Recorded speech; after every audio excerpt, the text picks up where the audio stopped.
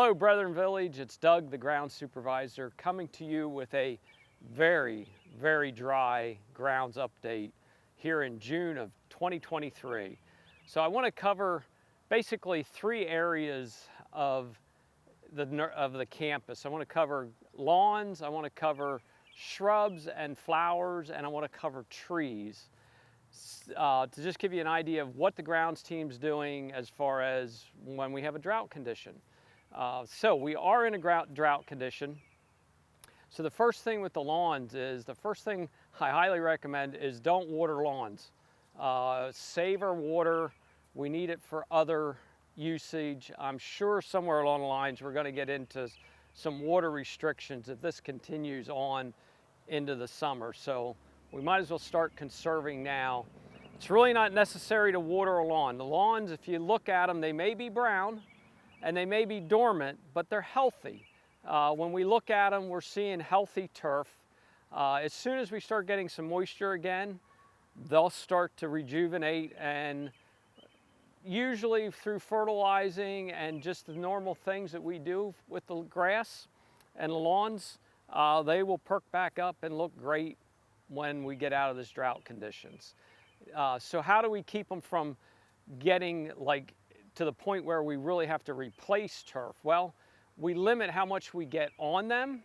So when it comes to mowing, we use very minimal mowing practices. So what you'll notice is it may be a week, it may be 2 weeks. It goes on the area that you're in. It also goes on the temperature outside. So if it's really, really hot, we will not get a lawnmower on the turf, because then that'll burn the turf, and that'll help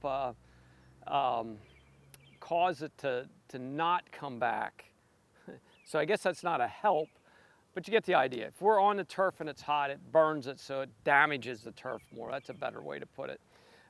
So we will mow when we feel we need to mow based on temperature, moisture, but it's going to be very sporadic. We may mow one spot 1 week, we may mow another spot another week, we may not mow anything. We may do some string trimming, we may not do some string trimming. So we're going to try and keep the campus looking as the best we can in the lawns through this drought, but it is really kind of hit and miss when it gets like this. So the other thing is fertilizing. We do a lawn application from the middle of June to the middle of July is the time frame. This lawn application would be for grubs. Now we're still going to look at trying to do some of that, but the problem with this is after we apply it, in order for it to be effective for the grub control, it needs a 1/4 inch of rain. So if we're not going to get any rain, there's no reason to put any of it down.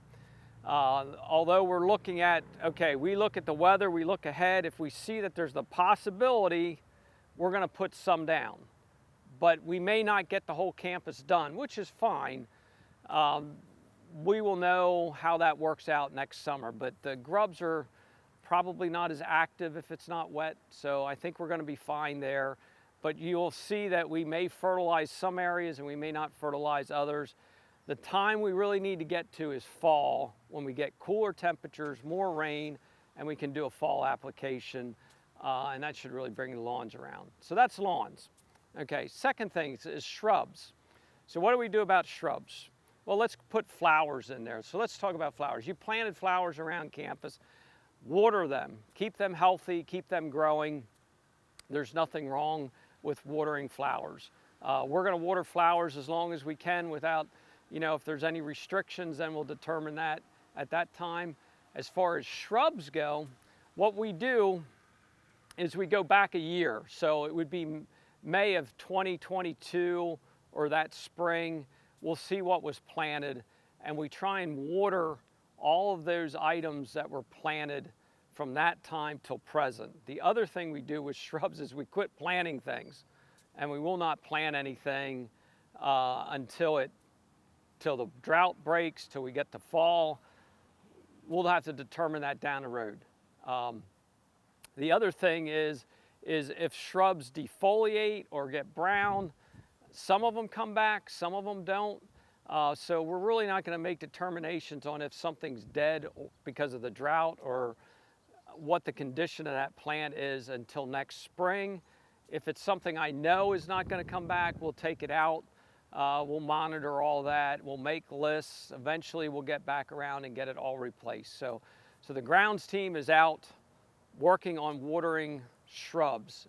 If there's something around your cottage, particularly azaleas, rhododendrons, basically anything that has a broad leaf that stays green, hollies, they tend to take a little more moisture. If you're watering flowers in the area and you want to water some of that, that's fine. There's not a problem with that. So you may see some sprinklers going around campus that the grounds team has put out. Why are they out if I'm saying not to water? Well, we have some new lawn areas that we seeded. I believe we're looking at maybe 3 or 4 areas, it's not many, that we're trying to get the grass to start. We started seeding in April, and we never really got any rain for some of this to come up to try and save the labor and the materials that went into that. That's one area that you can water in a drought condition is newly seeded areas. So we're going to try and get that grass up and growing, and then we'll slowly wean it back off of the water that we're doing. So the last thing I want to talk about is trees. Okay, so we're here at Northside Court. I'm standing by a tree that looks like fall, but it's not fall, okay? So I'm also standing, and if we look around, there's 2 trees on the opposite side of me that still have green leaves. This is the problem with trees. There's some areas that, for whatever reason, now I can tell you the reasoning here, is we're standing on top of a retention basin. There was underground retention storage for rainwater.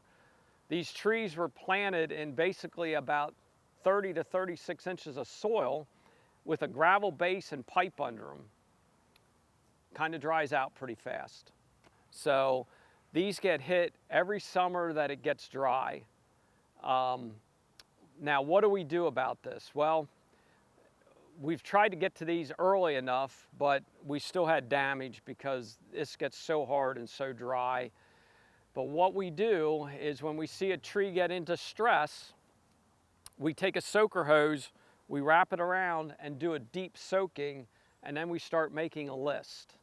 And we will go around and we will try and soak them periodically through the drought. Here again, as long as we can don't have water restrictions, we will continue to do that. Now, new plantings, like new trees, we're allowed to water, even usually through water restrictions. So some of them you'll see we have these black containers, tubs around the base of the tree. Those are newly planted trees. So all the root ball is right there at that tub. So we can fill them. That's about 15 gallons of water. And then that'll slowly soak into the ground. So here again, if one of them is near your cottage, apartment, and you're doing some other watering and you want to fill it, that's fine. It's in this kind of conditions, it's hard to overwater something. We will come through at least once a week and give all those things a drink. And if you've added to that, that's just more that the tree gets. So here again, a tree like this isn't necessarily dead because it's gone dormant, but now we're going to have to see, and some of this damage is definitely not going to be, we're not going to be able to tell if we need to replace this tree or if it's going to be okay until next spring, basically. We may see some recovering here this summer. I actually, since we've done a deep soak, there's very, very tiny little leaves on here. As long as it has some of that, it can do some photosynthesis, the tree will probably be okay. But, we have a lot of areas around campus that we have concrete, tree, blacktop, they're in basically boxes of blacktop and concrete. Those are going to stress. And here again, as we see them stress, we'll do a deep soak. So Brethren Village, be patient. This is unusual circumstances. We will work through each situation as it comes up, but a lot of the repair to the drought will not be done till next year. So just be patient. We're all in this together. We're going to keep the campus looking as good as we can, but there's not much we can do when we don't get rain. Very unusual for this time of the year, but it's what we're dealt. Like everything else, we're BV strong, and we'll figure it out as we go along. So I appreciate everyone. Enjoy your summer, even if it's dry and hot. And we're going to have better things to come as we get into fall. So have a great summer.